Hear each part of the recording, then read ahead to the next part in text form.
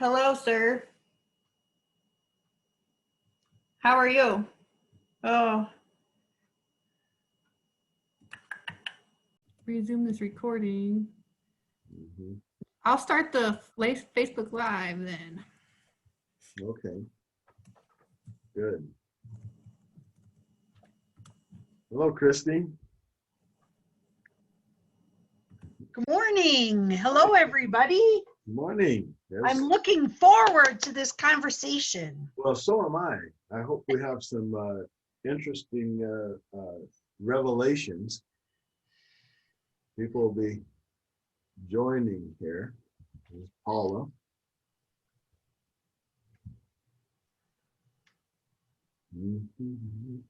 So Julie Johnson shared with us during these during her update on what the resolution and the special session that the South Dakota Humanities received COVID dollars as well. Are we gonna? Well, Ann is busy doing something else, I think, so she won't be with us. Okay. The director, so she won't be with us. And I can call her later. Yeah, because our discussion is going to be with the general population. Right. About things like that. So that's really an and question. Yep, I'll give her a call. Thank you, Lawrence. You bet. Well, welcome everybody. We're still waiting. People are still signing on and coming in. So we'll give everybody a chance to get situated as they come on.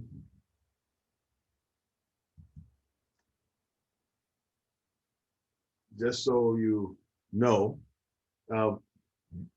our conversation here today is really going to be about how do we involve or interact, get business and the community, how do they interact and how can we get them better interacting? And especially in terms of economic development, what can we do to get, let's say, people who are not in business more connected so that the business community is just part of the general community? Because I often get this idea that people think that business is like, well, they think of it as corporate, first of all. You know, they think of it as like large corporations. And yes, that's part of it. But where it interacts with most people is at the, let's say, grassroots kind of level. People can talk about the stock market every day and the Dow Jones going up and down, but most people, if the grocery store prices go up and down, they feel that, you know what I mean? But if the Dow Jones or something goes up and down, okay, maybe we can make an esoteric discussion about how it affects everybody. But most people, they can't really make their budget based on the Dow Jones, you know, or they can't make their, you know, those big picture items. Not that they're not relevant at all, but for most people, that's not where they lead business. So I thought it would be good to have a discussion with people about, how the community can get involved. And we're recording this. So we hope that other people will later have discussions about it as well, and it have some kind of posterity for it, so that discussion can be held again. So the reason I've invited people in that economic development arena is because I wanted to have a discussion between those folks, but a discussion that people who are not in that business can relate to and ask some questions. Okay, so the way many of you who are here already, you have not been a part of this regular session, So just to give you some kind of idea of how it goes, we have a chance for people to kind of introduce themselves so that we all know who we are. And we also do some interview with people. And I will ask you various questions just to get the questions started. But the real value of this is the conversation that goes on between people, okay? So I'm going to encourage everybody to cross-fertilize and ideas, ask questions, propose ideas, and we'll just try to get a good discussion going, okay? So there are, well, we're 4 minutes into our time. So in radio time, that's a long time. We never have dead air for 4 minutes in radio. So we're going to get started. We have, let's start, because we have guests here today that are not with us. Looks like mostly guests, because we have the book festival going on. So a lot of people who would normally be participating in this, they're at the book festival, both with Humanities Council and people who normally join us. They are often authors and people like that, and community leaders. So many of them are at that the book festival. But we're going to continue, and I think this can be a very interesting discussion. So I'm going to go around first and sort of like introduce people. Those people who come later, we'll introduce them at that time. So Christy, let's start with you. And you'll have to, all of you are, when you come on, you're muted, so you'll have to unmute yourself. And just kind of give us a kind of a 50,000-foot view, your name, where you are, and essentially what you do, so that those people who are unfamiliar with you can, they can have a sense of who we're speaking with. You want to go, Christy? I thought, I'm sorry. Let me see. How does that work? Yeah. Okay. It said that the host didn't allow us to unmute. Okay, so which is quite typical for me. Yeah. Right? I mean, my colleagues and all of those of you on here would know that you would just want to manage my mute and unmute button, right? Typically. Thank you, Lawrence. I'm Christy Wagner. I serve as a community coach for Dakota Resources, which is a nonprofit organization that does community and economic development in all communities of South Dakota, except for Rapid City and Sioux Falls. I live in Whitewood, South Dakota, which is between Spearfish and Sturgis. And thank you for the invitation. I look forward to the conversation. Okay, thank you. We'll go to Paula. Did I get you? Did I get that right? Okay, good. Yep, we're fighting over the mute button here. I think somebody else is trying to unmute me.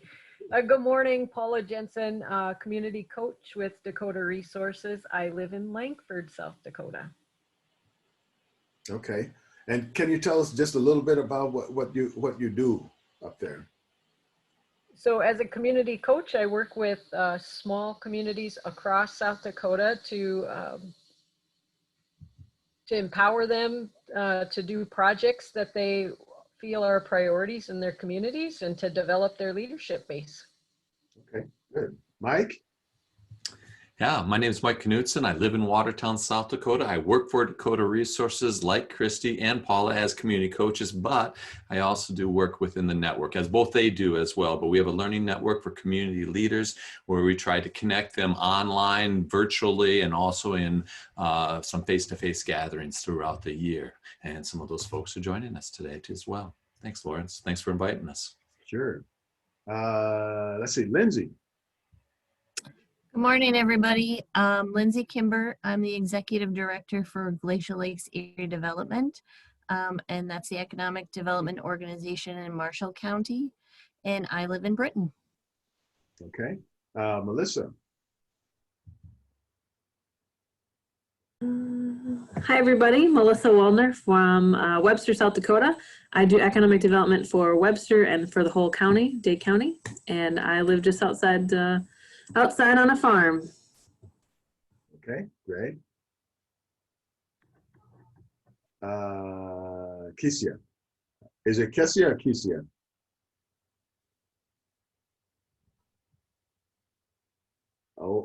Oh, wait. Okay. There we go. Okay. It's Keisha. Okay. That's okay, Keisha. though. Okay. Yep. Hi, I'm Keisha Baronic. I'm the Executive Director for On Hand Development in Miller, South Dakota. So we serve all of Hand County. Okay. And Jessica. Hello, I'm Jessica Story. I'm the development coordinator for the South Dakota Humanities Council. So my work entails just supporting programming, outreach, and fundraising for the Humanities Council. And we're out of Brookings, but I technically live in the bustling suburb of Olga. Well, you must be all the traffic up there, almost as bad as Oh Rock. boy. Close. Rita.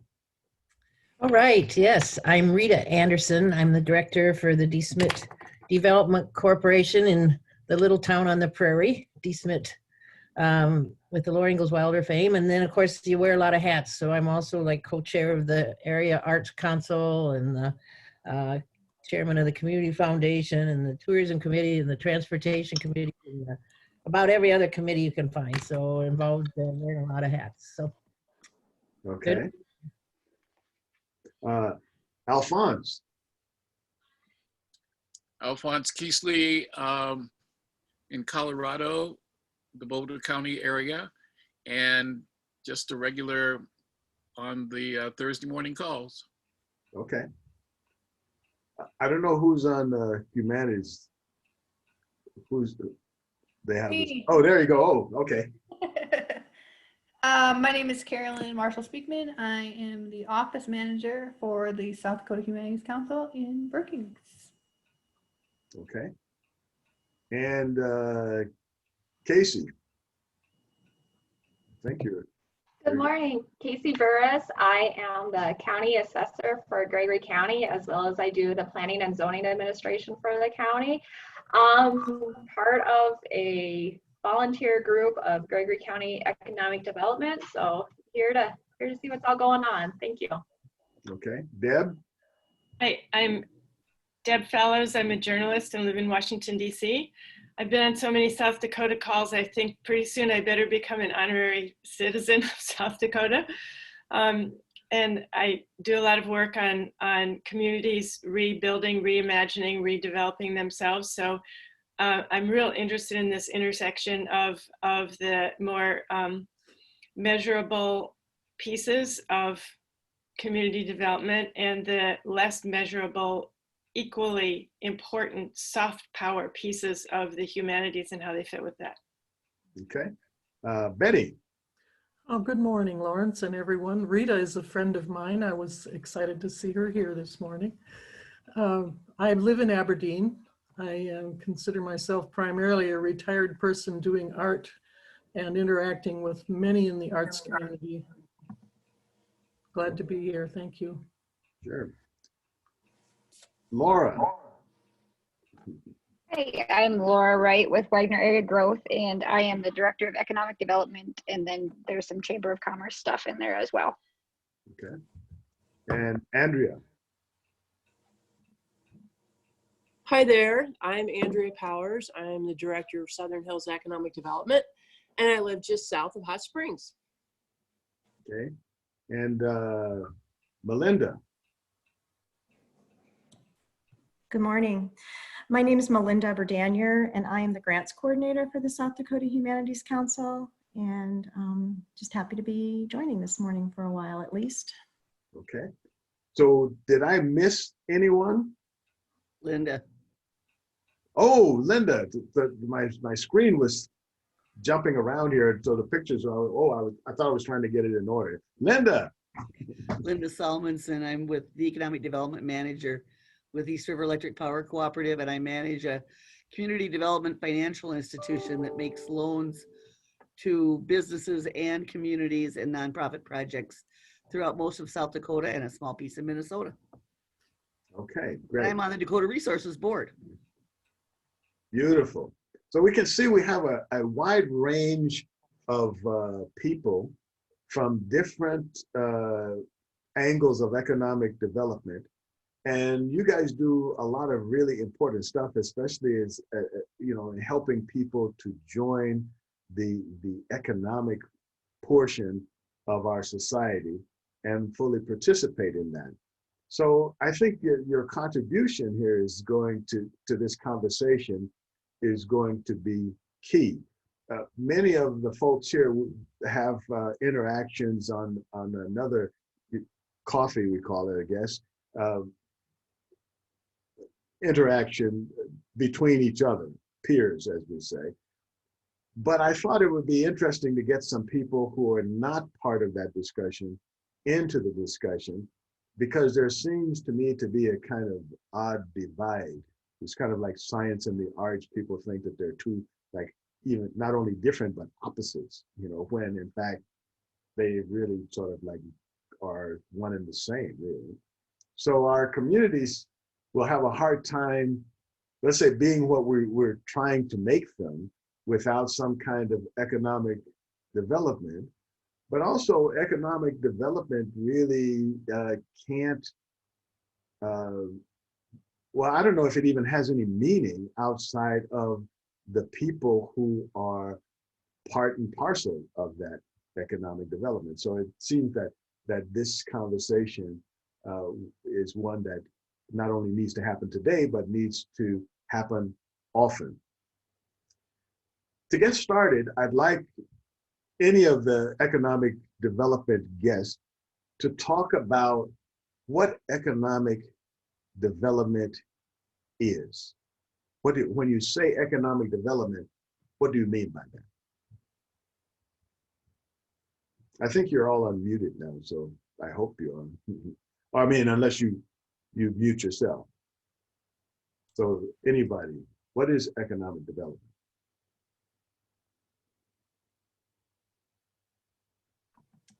Well, this is Kathy from Lemon. Well, I joined late, and housing is economic development. Mm-hmm. So are you working in housing specifically, Kathy? Yes. Okay, can you tell us a little bit about how housing, and a lot of these questions might be apparent, the answers, but I think just to assume that is a little much. So how would housing fit into, what does housing do for a community? What are the important things that we need to talk about when we talk about housing? I mean, it could be a cardboard box for some people, but I'm going to guess that that's not what you're talking about. So talk to us about how housing influences how a community thrives or dies. Well, I don't believe people should be living in cardboard boxes.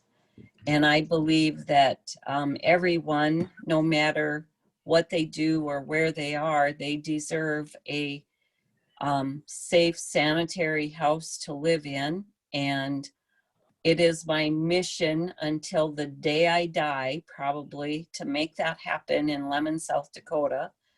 I feel very strongly about it. And when we do have things like COVID right now, you know, we've got people calling every day wanting a place to buy or live, and we've run out of houses, but we still continue to tear them down. And that's another whole thing. I'm not going to take up all of your time, but housing is economic development, I believe. Okay, excellent. Anyone else care to chime in? Well, I can jump in. This is Melissa from Webster again. And Yeah, so when I explain to people what I do, I hardly ever tell them that I'm an economic developer. Because yeah, you're right. It's just a strange term to any normal person. But basically, what we do in this office is supporting businesses, whether that is someone that wants to start their own business or buy a business that's already going.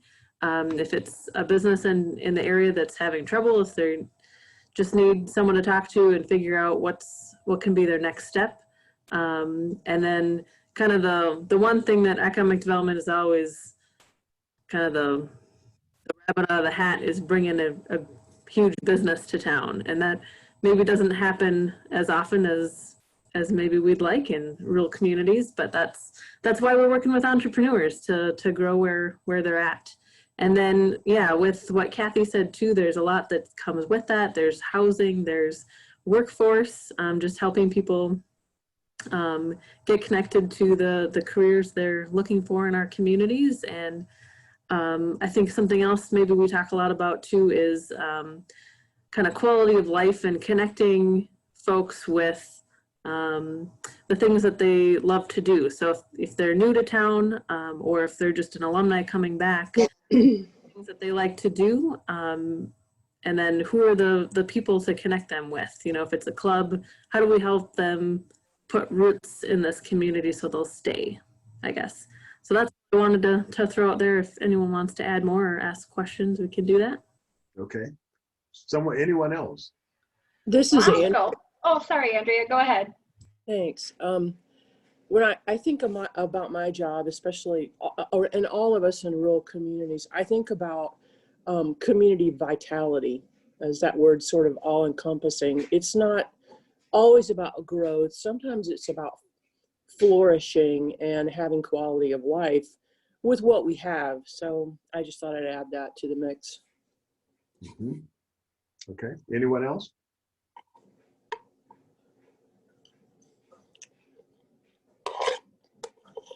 Well, one of the things that we've talked about, Lawrence, since nobody else is jumping in there, I thought they were. I'll jump in and just say that I think that what you're hearing is that economic development, or our thoughts about what economic development is, changing. When I first started, it was all about the jobs, create the jobs, and then we'll have thriving communities. But that's not really accurate. That's just one piece of what we want. And so Andrea used the word vitality. We like to use the word create thriving rural communities and add Dakota Resources. And if we can help communities think about what it is that is a thriving rural community, then you can lay out the strategies that help get there. Placemaking, the arts, all of those things are important in that type of a concept. Thanks. Excellent. Anyone else?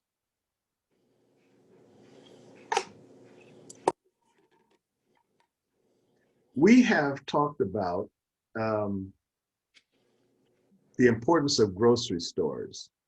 Okay, so and this is going along and just sort of at the intersection of what we were just talking about. What is economic development? But no one mentioned grocery stores, and I think that that's one of the classic examples of communities needing certain functions in a community. It's not just developing paper money, you know, it's about providing goods and services, right? And one of those services is providing goods, and that is a grocery store or some other kind of store, a hardware store. So can anyone talk a little bit about the impact of having or not having a store on the vitality of a community?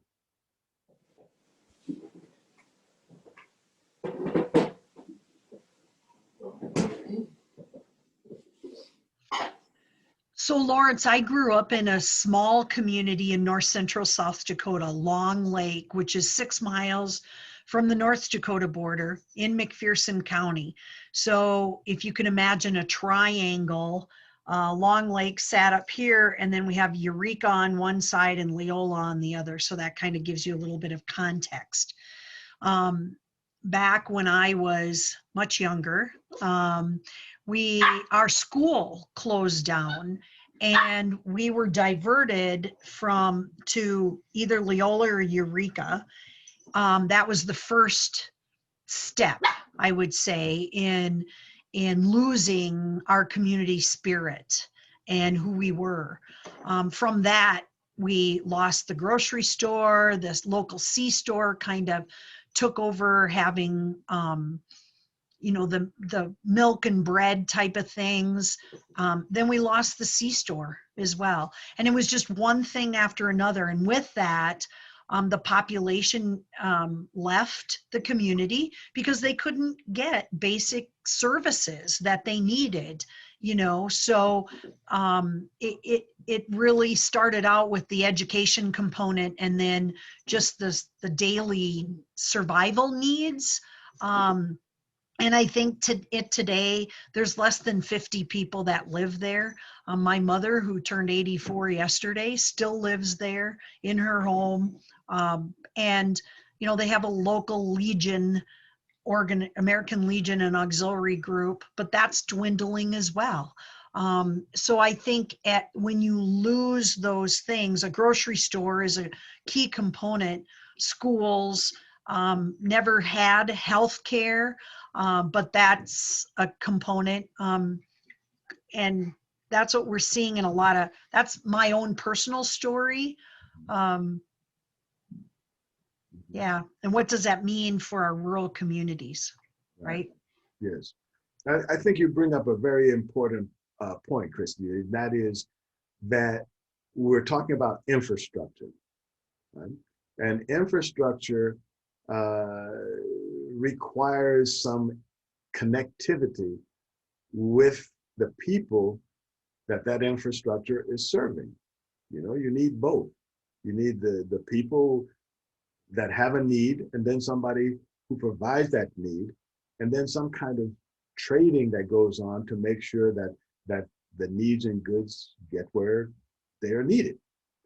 So can anyone talk about the struggle to provide infrastructure, and what are some of the kinds of things that you're doing to help that infrastructure develop or be maintained?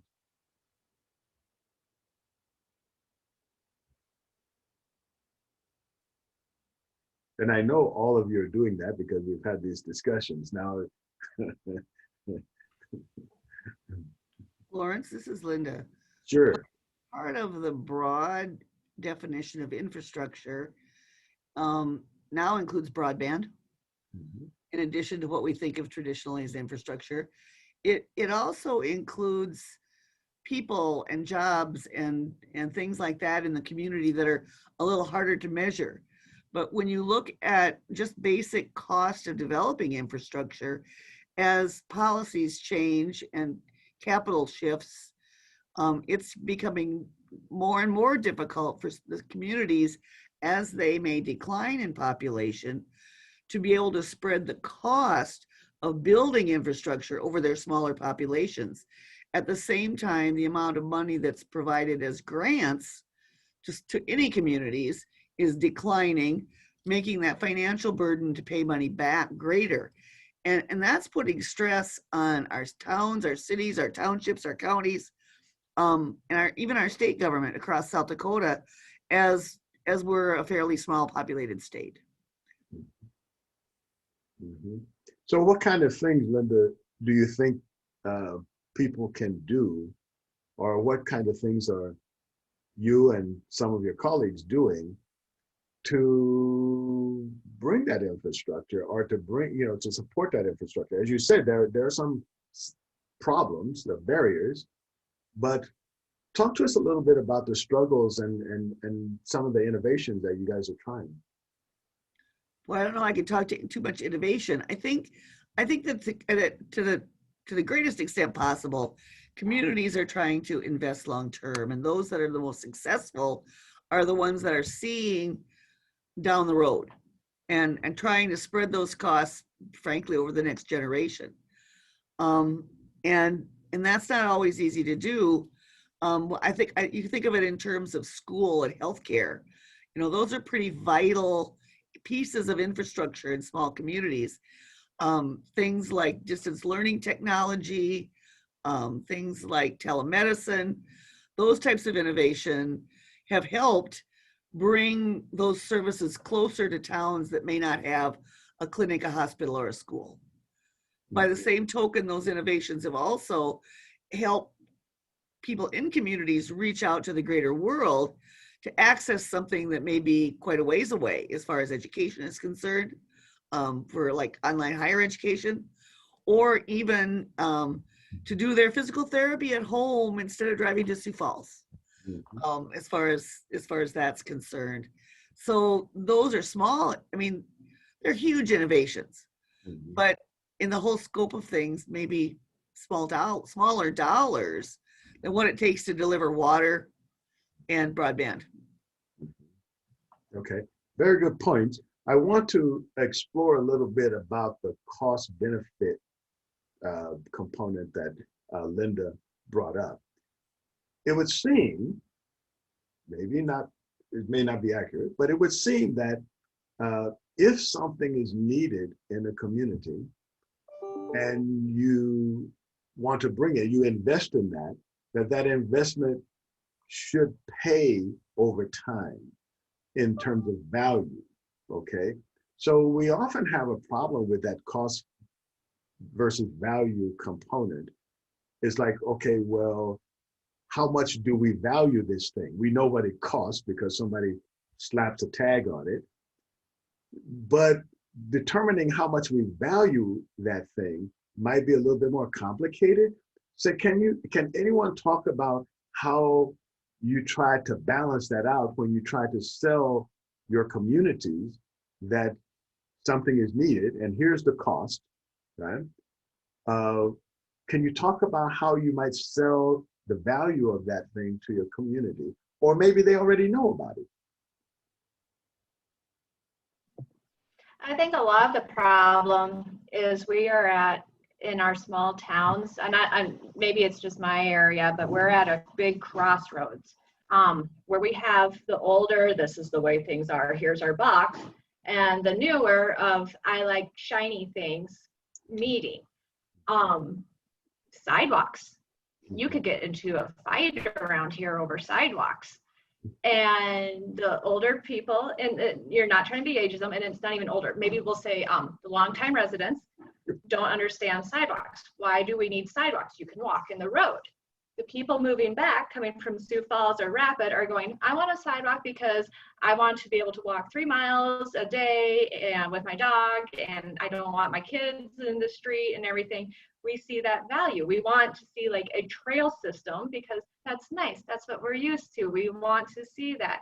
Whereas the long-term residents are just like, what is this? This is just crazy. And if we put in a sidewalk, I'll have to maintain it and pay for it. And then you talk a sidewalk assessment and you're just starting a war, because even though it could be paid over 10 years, they're just like, this, what is this going to do? This is just raising my taxes. Never mind that on the flip side that I see, when those properties sell that have a nice sidewalk and curb and gutter in front of them, they sell higher. So yeah, that little bit you're paying in, you're getting the dividends on the other end.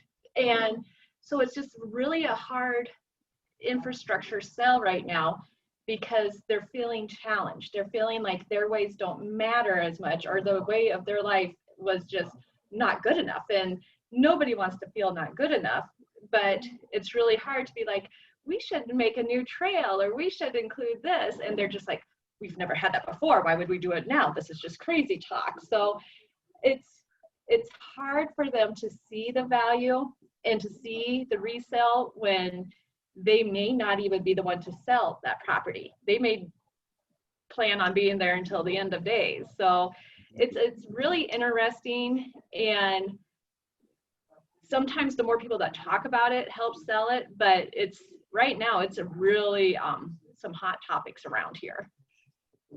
I'll bet there are. Anyone else has experiences or comments on how do you sell cost versus value, getting people, you're going to do development, so that implies you're bringing something at least somehow new or maintaining or something. You're developing, so that's new. How do you cross that barrier that Casey's talking about? This is Lindsay from Britain, and I can think of kind of a different kind of cost sell. So I started in my position a little over 3 years ago, and I walked into the midst of a community development center being built, primarily fundraised, donated from individuals who wanted to see this event center built in our community. It was very much a hot topic. To build off Casey's point, you know, you had those long-term residents who were like, we've lived here all of this time without something like this. We don't need this. It's going to raise our taxes.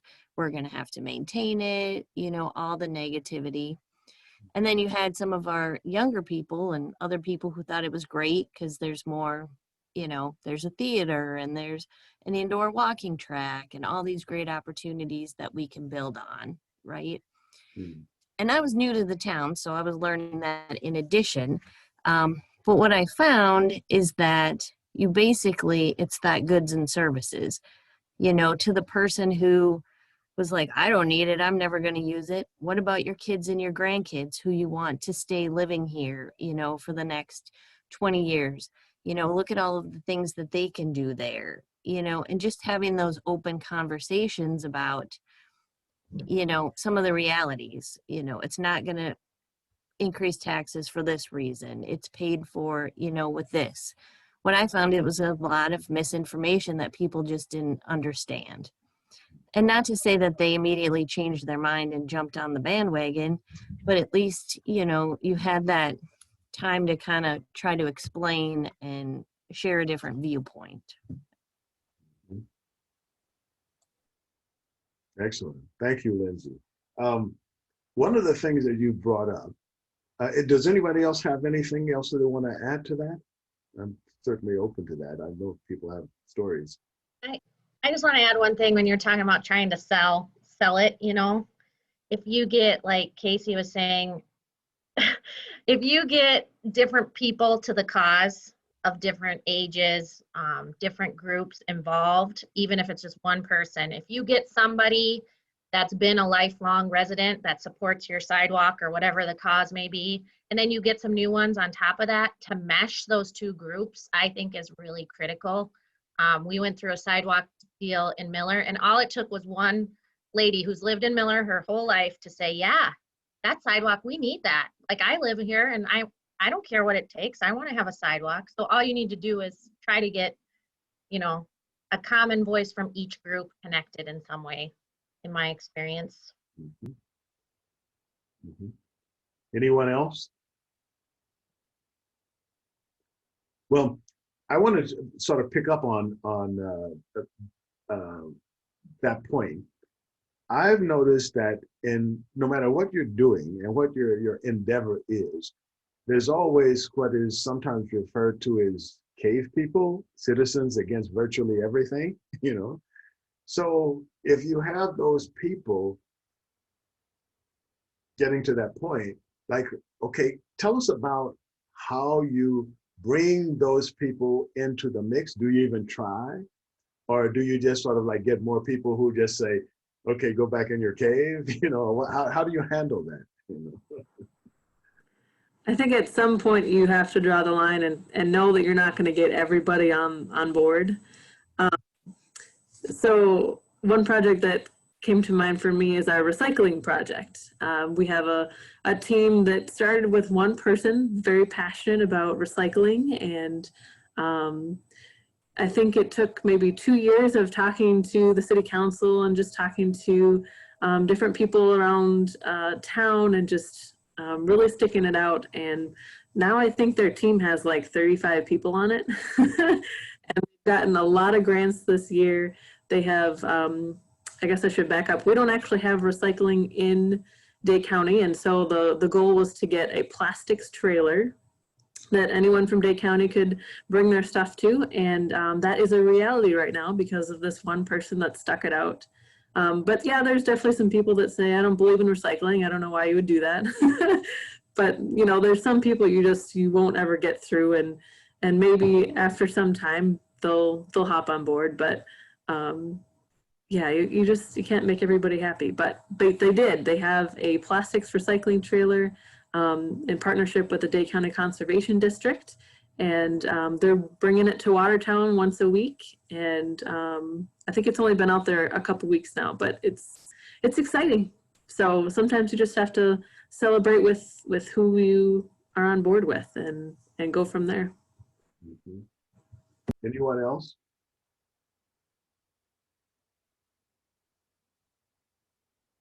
She nailed it.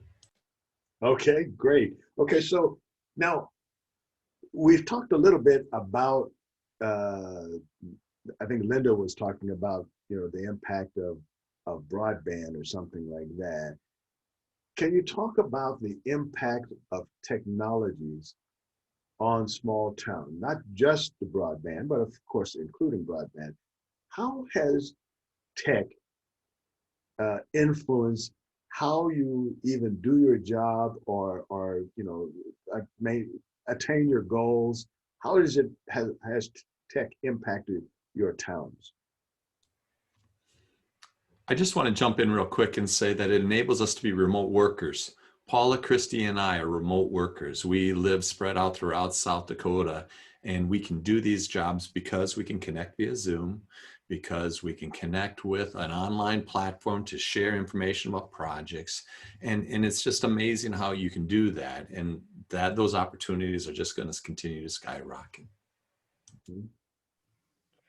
I think tech has also helped our learning network folks connect in ways that we haven't been able to connect before, right? So because of the geographic disparity in South Dakota, I don't often get the chance to bump into Andrea, who's across the state, or Kathy, who's up in Lemon.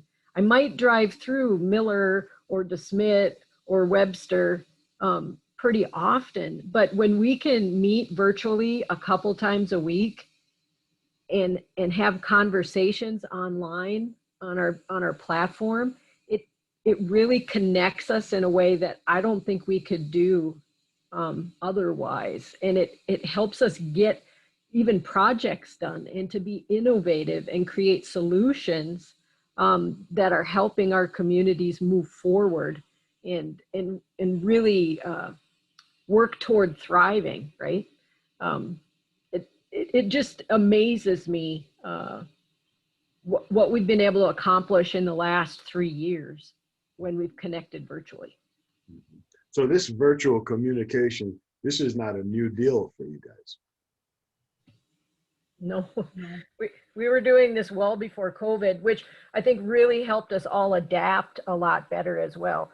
Most of these folks on this call today were probably the leaders in their community when COVID hit around virtual conversations.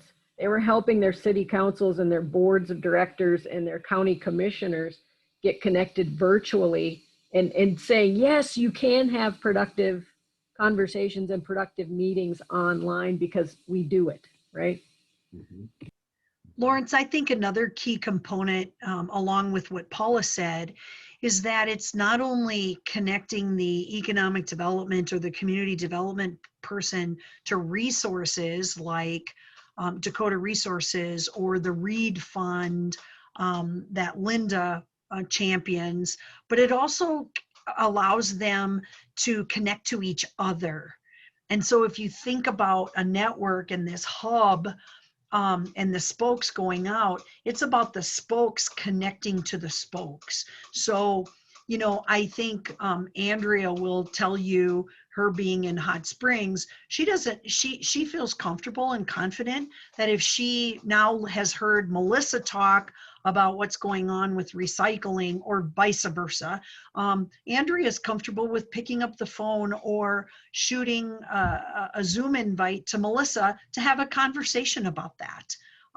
And so it's about connecting those professionals or those volunteers in the community as well.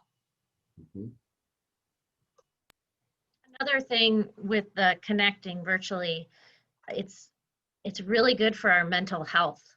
even pre-COVID, this group, a lot of us are on our own, right? Like it kind of feels like you work on an island.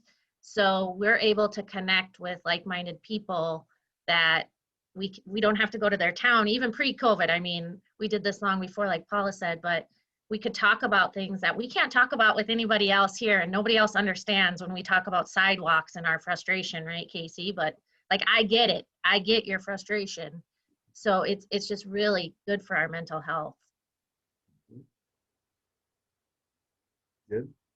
Now, we have been talking about communication tech, but as you are in economic development, there are other technologies also that can impact, I mean, what you're doing, or the vitality of your community, what people can experience in your communities. Can you talk about any other kind of technologies that have impacted your towns and how they have impacted your towns?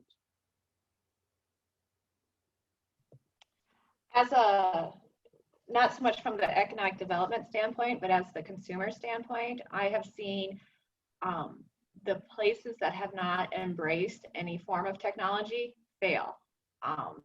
Like this past weekend, my husband and I were childless, and we were like, yay, let's go out for supper. Let's go get takeout somewhere. We're just not comfortable with the restaurant setting yet.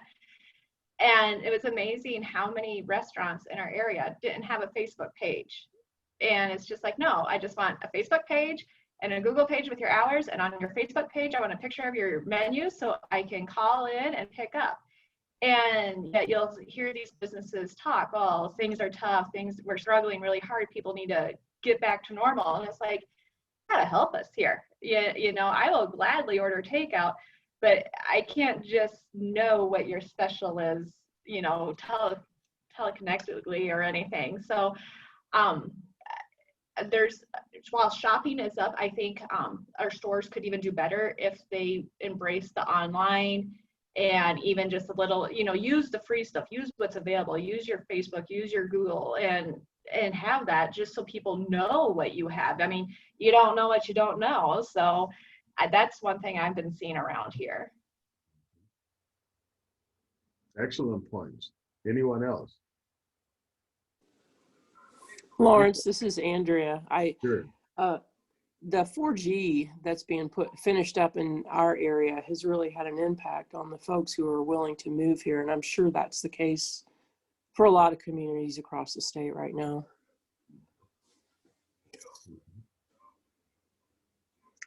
Well, there's a couple of things that come to mind here. One is that there are other kinds of technologies which could be a business in a small town, right?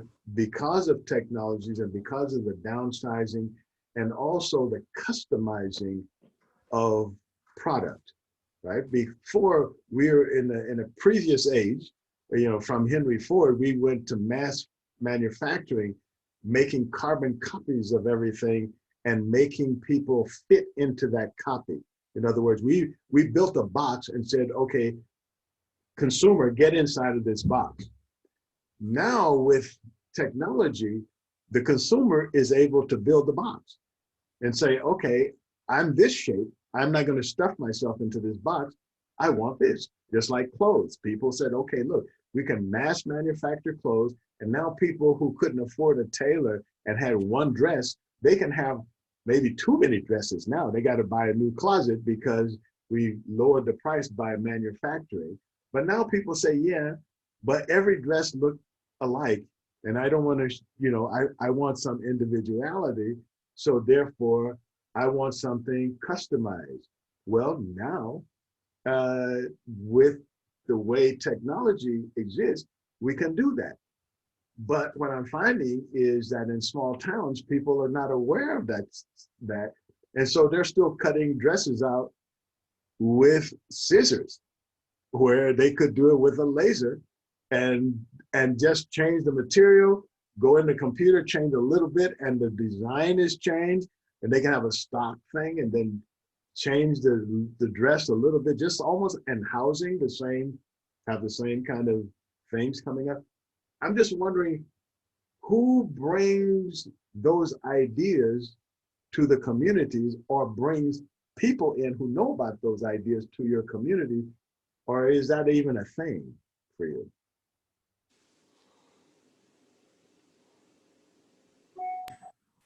I think what comes to mind for me is recruiting alumni to come back someday. And that's why we tell, you know, the high school students, it's, you know, we really want you to come back. You know, we want you to go off, you know, do your thing for, you know, if you want to go to college and get a degree and work somewhere else for a while and eventually come back and bring those ideas.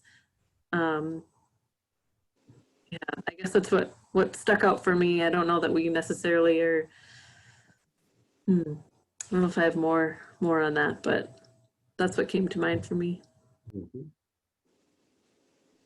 Anyone else? I think agriculture is another example of what technology has and can do with what they have done. And I know there are initiatives afoot at SDSU and many other places to really analyze how that technology has impacted maybe the older farmer who doesn't necessarily want to have that self-driving tractor, but understands that all the things that can be done with technology can improve his crops, which would improve his bottom line and reduces his costs, or hers.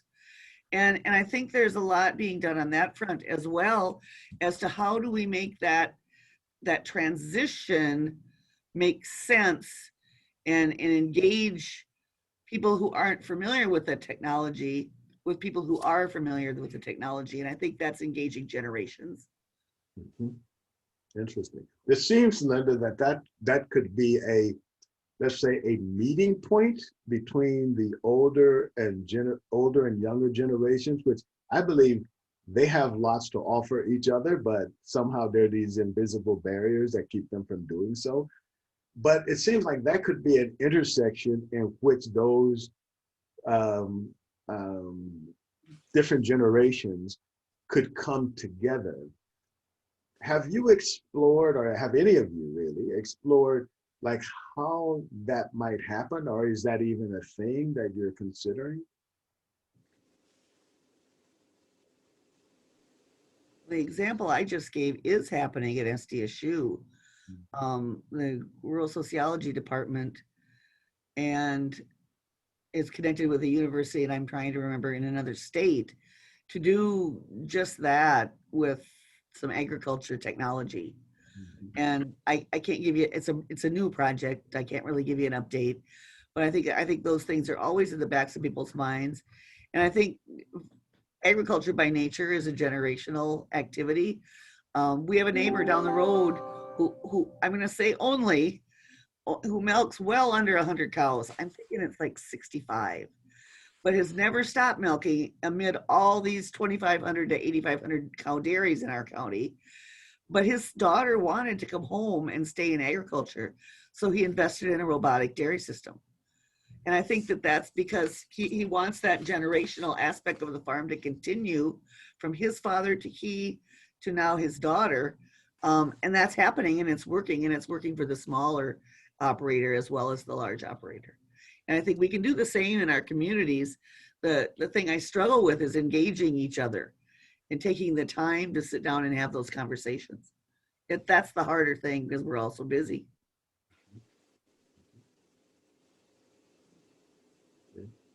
Anyone else? So Lawrence, if I understood your question, it sort of is around how do people learn about the innovative ways that they can use technology in their lives, whether it's in a business or not? And I don't know that I have a perfect answer to that, but one example I can share as a group, some of them are on this call, they're trying to help businesses in their communities grow stronger online, a stronger online presence, sell goods online or claim their Google account. And so they are getting together a couple times a month and talking about how they do that and then implementing some of those activities. The first activity they engaged in was went out and identified 10 businesses, found out if they'd claimed their Google account online, and then went out and talked to those businesses to help them go online. Okay, that might be one example. I think that's a very good example, Mike, and one that I was kind of intent on you guys sharing. I mean, some of these things I could, say something, but you guys are on the front line. Like you got your fingernails in the dirt, so to speak. So I'm looking for it to come from you, because I think it means more when it comes from you because you are in the struggle. Well, I think it's really great that you're asking the question, because what's running through my mind is, what else should we be doing? How else could we help share those stories? The people that are on this call often connect to each other, and they know that. How else do we extend that network out into the community so that others know these things? That's what you're asking. Yes, exactly. And as you were pointing out, putting it into practice is one thing to have a discussion, but it's another thing to say, okay, how would we do that? And then actually go and do it. I find that in small communities, often people have resources, but those resources are disconnected. In other words, there are people who have a skill, even if it's at the hobby level, that another person could use, but nobody knows they have that skill. Nobody knows. They say we know our neighbors, but they don't really. They don't really know their neighbors. They don't know. And a lot of people are afraid to talk about what their interests are for fear that someone will say, oh, they don't want to be the first one to say, I saw the spaceship. They're worried about people thinking they're weird because they like, vacuum molding and plastics. And they have the thing, and they just got interested in it. It has their little vacuum molder, and they're just going to town. And they know often more than the professionals because they don't have any limits as to what they can try. And so they've tried all kinds of stuff. And there's a resource sitting there right there in the town. It doesn't take like a big manufacturing plant, and that could be a thriving business that if that person even doesn't want to do business, they can get with some kid who wants to be in business and they could go to town. So I'm wondering, how do you guys connect or even discover those hidden resources, those gems that are sitting in your town, or just get people interested in something that they didn't even know existed before? Are there efforts like that going on? Betty. I'll talk about just even in my small community of Langford. So we've hosted pop-up vendor fairs. And oftentimes, so social media is a great tool for that. I found over the years it's kind of changed, right? I used to have to send out like letters or make phone calls to people. And I had to like know who some of those vendors were, right? Those maybe those artists or crafters or just kind of direct sales businesses. I had to know who they were. But as social media came out, I just ended up making a Facebook page or putting a post out on our community page and saying, hey, we're looking for vendors for this event on this date, just let me know. And it is amazing to me, the reach and what you can find just by using social media nowadays. Just during COVID now, so people aren't holding a lot of those holiday vendor fairs or pop-up vendor fairs. I just participated in an online holiday vendor fair, which was a really cool, innovative way to do that. And you're connecting people to artisans all over the state. So I think that social media is part of that. Excellent. Betty, you were going to try to say something? Yeah, but I'm glad I waited because Paula's comments just were going right up my alley. Speaking from the arts group, we talk about ways that we can put our art in front of people who want to buy some. And I've thought about pop-up gallery shows just, out on the sidewalk somewhere, but we haven't gone there yet. But the other idea prior to that, about how can we find and make better use of some of the resources we have. Back in the day when I lived in a city where there was a Best Buy, I forget what they called, but they had a core of tech guys that you could call and they would come to you. The geniuses. The Geeks. The geeks. Geeks, yeah, Geek Squad. Geek Squad. Geek Squad. I wonder in some of the small towns and the larger ones too, I know from my own experience that I and other people who, I do use the internet a lot. I'm reasonably comfortable, but many people barely know how to do email, let alone be on a Zoom conference, or even they're afraid of Facebook. And so what if you had some people or one person in a small community who's maybe looking for some meaningful work that could be that geek person who would go make house calls and sit with somebody for a series of lessons, or maybe just one, to actually do hands-on on their own computer with the things they are wanting to know about. And that's going to ultimately lead to things that they thought they didn't want to do because they feel so stupid when they sit at a computer. That's just something I think could be looked at. And I'll probably be looking at you, Paula, in Langford to see what you're doing for pop-ups. I know we have craft and arts fairs and things, but I don't know what you're doing up there, so I'll be checking on it. Anyone else? So one of the ways I find gems is through my role here in economic development. When I go on these business visits, I usually start the conversation with, so what do you do in your free time? Or what are you interested in? I don't just jump right into, so how is business? Or what kind of problems are you having? I try to get to know them a little bit better and take some notes. That way I can go back to them like, oh, so-and-so runs this business, but he is also really into golf. So I'm going to connect him to the golf course board or whatever the case may be. And that really helps when you build that relationship to get to know them, to help putting them in the right role in the community for sure. Others?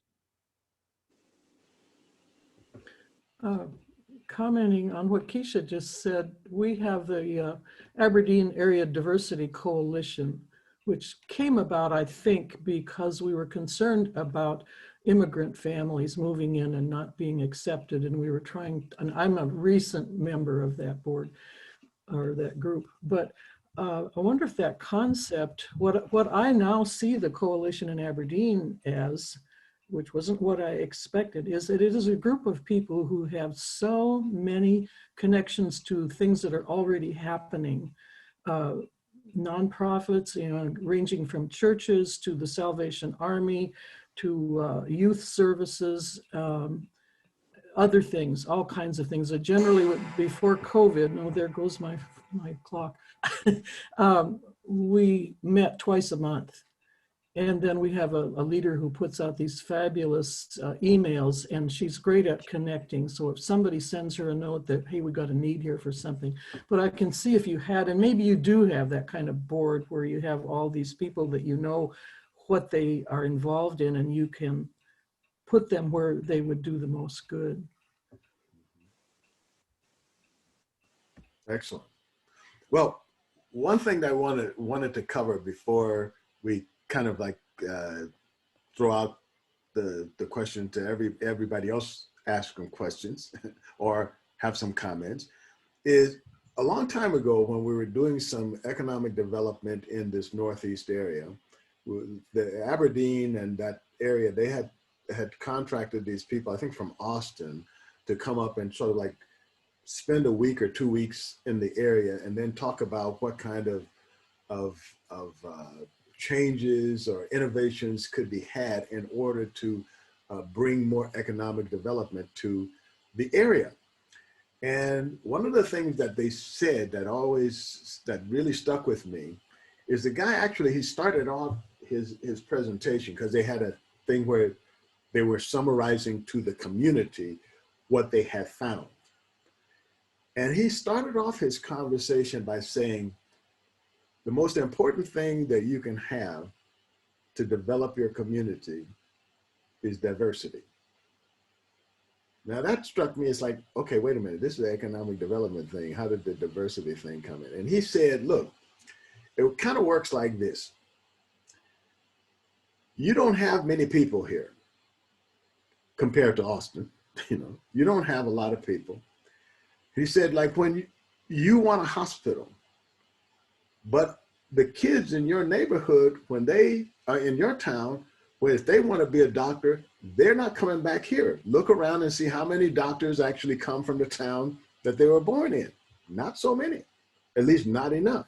And even if you got the doctors, you still need the x-ray technician. You still need the lab technician. You need all of those supportive services, many of which you have to farm out now. That's what we found. They have to go to Millbank or whatever, some town far away, or this person is a sort of like a circuit doctor. You have a place, you have enough need for that, but nobody wants to come to your town. But you have a recruiting department in your hospital, because he used a hospital as an example because it was one of the bigger entities in Aberdeen. He said, you have people going out to recruit. They go out and they recruit this doctor. The doctor comes, he said, okay, yeah, okay. You offer him a salary and he's okay with the salary, and you got the house and you got those things. He said, but now this doctor has a family. And the doctor comes in, and he comes from Syria or some other place. His wife can't make friends. How long do you think that doctor is going to stay in your town? His kid may be gay. Nobody talks to him. He can't make friends. How long do you think that doctor is going to stay in that town? So you spend that money to like make your community diverse, but you don't have a choice anymore about just having the people who sit next to you in church. You have to have people from anybody who will come and wants to be a part of your community. You got to find a place for them, or you're not going to have that service. You're not going to have people who want to be part of you because you don't want to be part of them. Okay? That was like earth-shattering to me, not because I guess I couldn't figure that out, but I had never put it in those kind of terms. Like, you just think about the doctor coming, but you don't think about his whole family. He's bringing a whole kit, So I just want to throw out to you guys, because many of you are in like small towns, you're struggling with kind of some of the same things.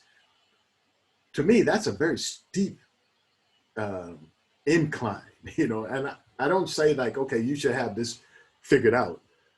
I'm just interested in your struggle with that problem. How would you, how are you feeling about it? I just put it open that way. You have answers, you have questions, you have struggles. Talk to me about that. Here, it is very ag dominant, and which is a good thing. We need the farmers. Don't get me wrong. My kids, we're not farmers. I'm lucky if I can grow my garden. My boys are very science orientated. Always have been. They grew up with transformers and everything. That's their thing. So when we moved back to my hometown, and it's very rural, very ag, it's hard because there's just different likes. They have the kids who, as freshmen and sophomore right now, are like, I'm not going to college, I'm going to drive truck for my dad. We're going to start a feedlot. Nothing wrong with that. Then you have the other kids who are like, I want to go to School of Mines, I want to do science, I want to go bigger and broader. You need both types to make the world go around. When I was in the Change Network, I did with my grant of bringing arts and culture to Gregory County. We don't travel well here. So my idea was to bring the experiences here to kind of expose people to outside things. So we had some speakers, like a comedian, we had some pianists, we had a country western like comedy duo, and when the crowds were really small, and to me that was disappointing because all the events were free, but it builds. And so like now you get a little brave doing that. So like now I've been in contact with School of Mines of, hey, do you have a professor who does this X, Y, or Z who would like to come to our school and give a talk at each school, we're 10 miles apart, on science, on jobs in science, do a crazy cool experiment in our gym. And right now with COVID, it's kind of put on hold, but sometimes you gotta just bring it in. And then it exposes, you know, the kids who are into science, that's like, yeah, that's awesome. The kids who are going to stay here farming, it gives them an idea. It's like, well, hey, you know, maybe I can incorporate some science in the ag community. You know, things are changing. Maybe I should go into vet tech, or, you know, do something else, some value added, or agritourism. You know, I try to get that promoted around here, because you're going to need multiple streams of income. It's just the way of the world. And they have to realize the people who are going to be their tourists aren't going to be them. They're going to be city people, and they're going to be different colors and walks of life, and that's okay. And they have to learn how to get along. So while they're in school, getting different people in can help build that, hopefully. I applaud your efforts.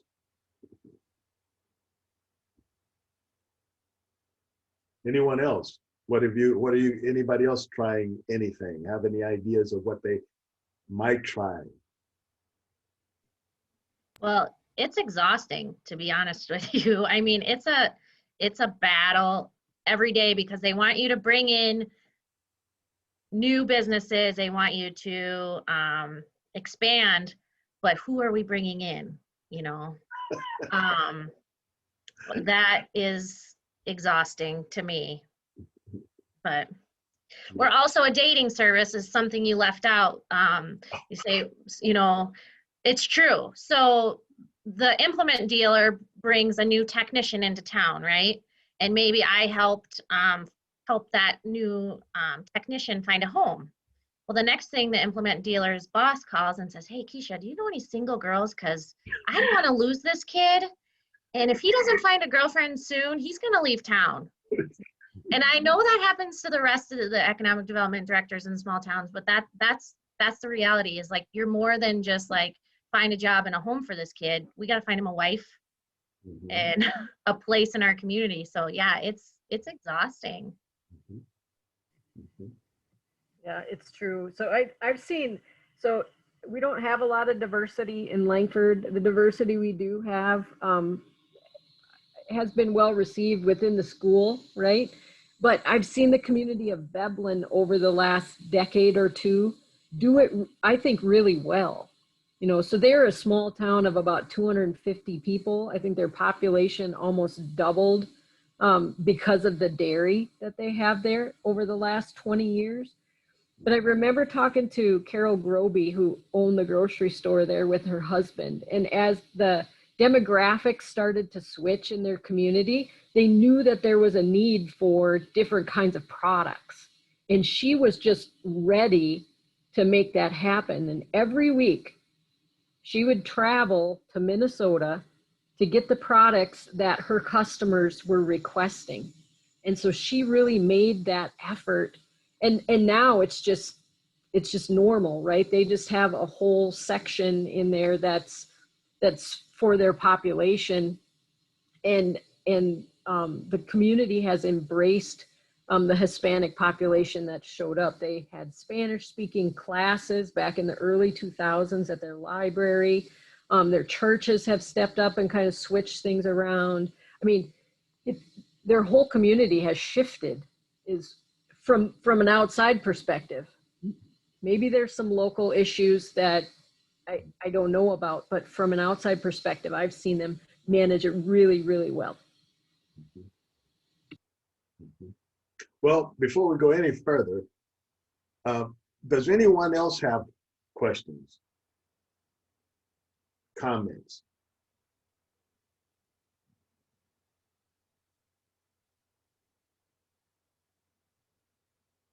I'm often too quick on jumping on these things. Okay, so we're coming pretty quickly here to the end of our session. I want to really thank those people who joined in and contributed, because it is these kind of contributions that allow us to cross-fertilize ideas. And if nothing else, just to be able to hear that we're not the only one who thought about that, and we're not crazy because that thought we had, you know, it's like, well, you know, I have to let that go. No, these are things we have to kind of work on, you know, and I believe in the wisdom of crowds.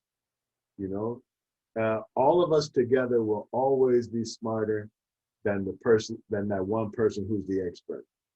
So because we'll ask the out of the box questions, we'll try something, and you know, hopefully you don't lose an eyeball or something in the process, but you know, we try it nevertheless.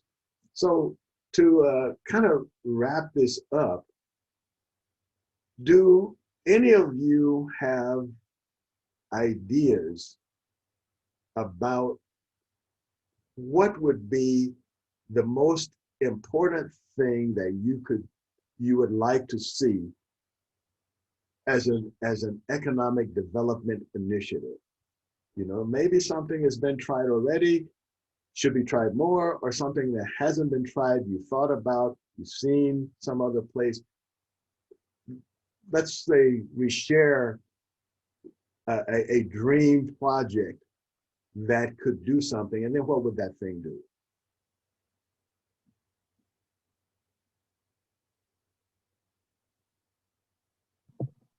I've been kind of thinking on that, how to get people kind of inspired or do things. Social media hasn't taken off greatly here yet, and the ones that are on it have found their echo chambers and don't want to get out of that box.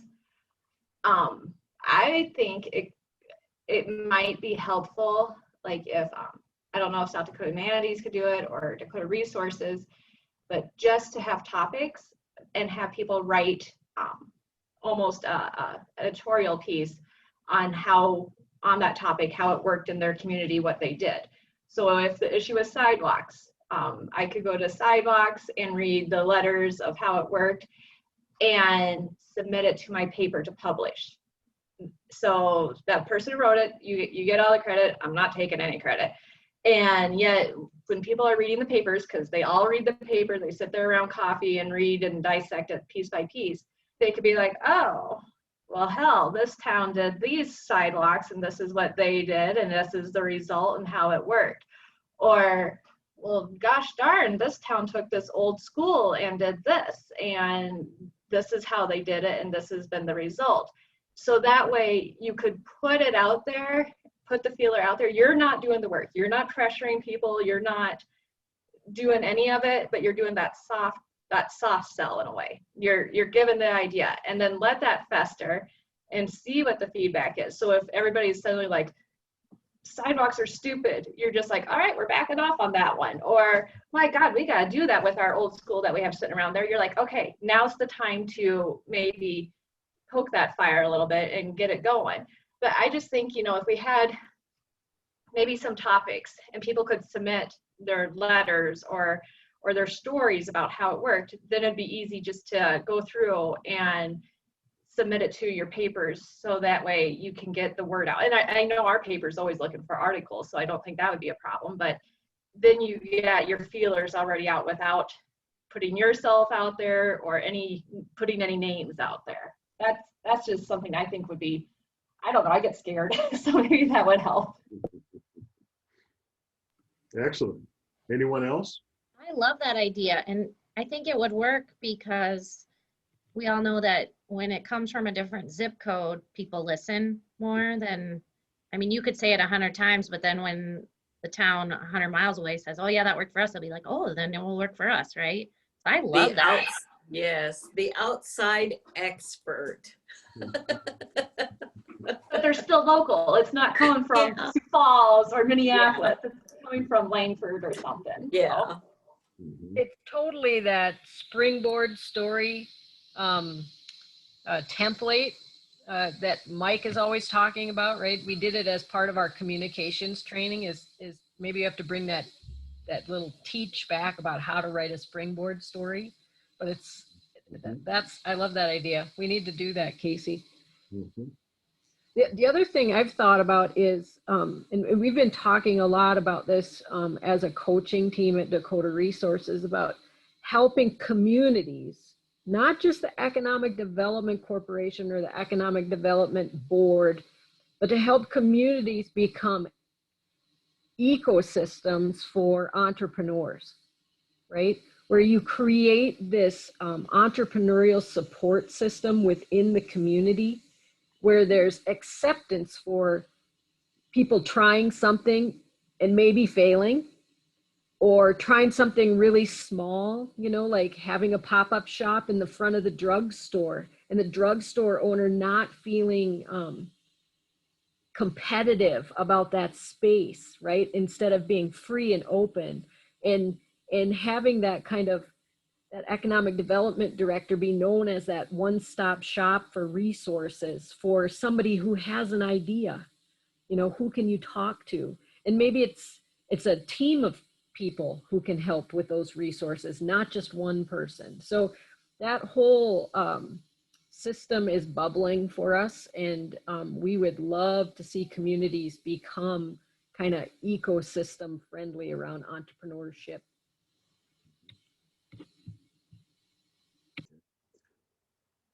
Anyone else? I think this subject is only just begun. There's a lot more things under the surface that are very connected to people being connected to the businesses that serve them, and the businesses being connected to the people they serve. And finding that cross-fertilization, innovation between the two, it really does come back to communication. You know, it really does.